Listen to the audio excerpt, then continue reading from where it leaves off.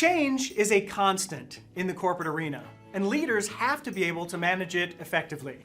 One way to do that is by sharing relevant anecdotes or stories meant to calm, motivate, or inspire your stakeholders.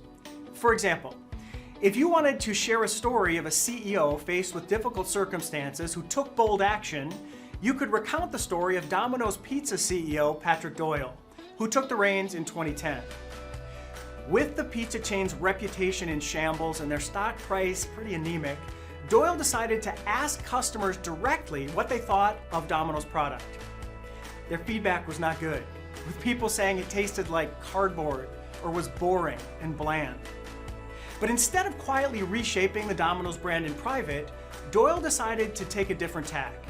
He created an ad campaign dubbed Domino's Pizza Turnaround, where he didn't hide from that negative feedback. He actually included the comments in Domino's television and print ads.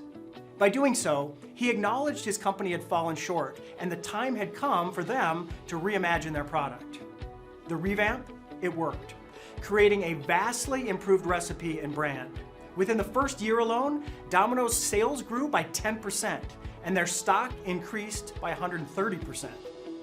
Not bad. For more information on how you can use storytelling to manage change, read my Forbes article at the link or shoot me an email at info@pinper.com.